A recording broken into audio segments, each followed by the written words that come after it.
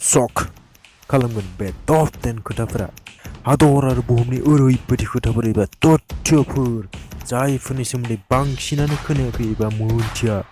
बिदिब्ला दिनैनि बुहुमनि जारिमिन बिगियान आरो आथिखालनि शकिं खोथाफोरनि सोमोन्दै मिथिनि। जायफोर बाथ्राफोरनि सोमोन्दै मिथिनानै नोंथांमोनाबो दसे समनि थाखाय फोथायनाय सोदोबखौनो बावगारगोन। Happy new year to everyone. गोदान बोसोरनि गोजोन हामलायथिजों गासैनिबो मावनो लानाय एबा मोननो लुबैनायफोर लोगोसे आंनिफ्राय अननाय आरो मोजां मोननायखौ बयनिसिमबो जासिहरनाय थाबाय।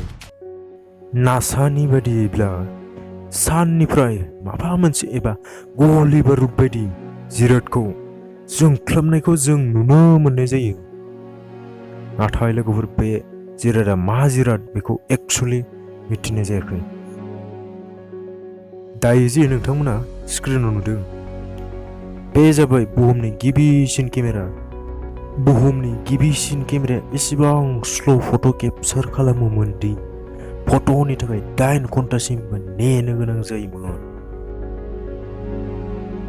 बे बाथ्राया लेफ्ट हेन्डेड एबा आगसि आखाइफोरजों सोमोन्दो थानाय बुहुमनि खमसिन 10% सुबुंफोराल'सो लेफ्ट हेन्डेड जायो आरो बेनि अनगायैबो मानसिफोरनि बायदि जिब जुनारफोराव लेफ्ट हेन्डेड जानो हागौ। अलसिया, बेखौथ' गासैबो मिथिखायो। बे आथिखालाव माबायदि साग्लोबदों, जायखौ लानानै गोबां सुबुङानो गावनि मावनो गोनां खामानिखौ मावनो हास्लाबिखौ नुनो मोननाय जायो।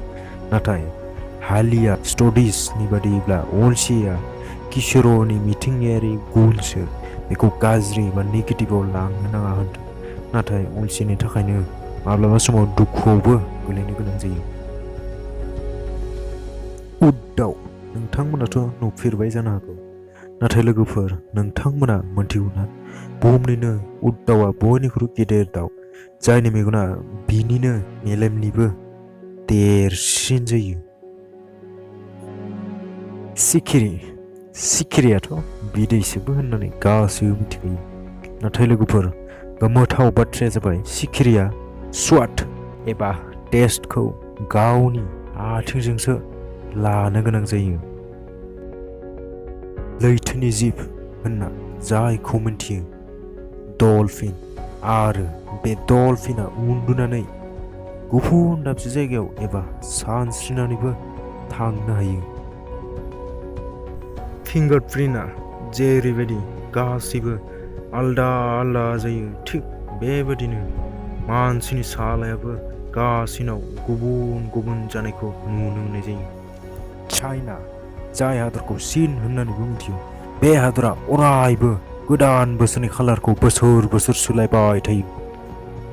बुहुमनि गिबिसिन गोदान बोसोरखौ फालिजेननाय सुबुङानो जाबाय बेबिलनियान मुंनि सासे सुबुङा 4000 बोसोर सिगाङावनो फालिग्रोदोंमोन बे गोदान बोसोरखौ। भिडिअखौ एसेब्लाबो मोजां मोनदोंब्ला अन्नानै लाइक खालाम आरो नोंथांमोननि लोगोफोरनोबो शेयार खालामहर। आरो जायफोर बिथांमोना दासिमबो चेनेलखौ साबस्क्राइब खालामाखै, थाबैनो खालामना लादो, सानफ्रोमबो बेफोरबायदि भिडिअनि आपडेटखौ मोनबाय थानो थाखाय। दिनैनि भिडिअआ एसेनोसै।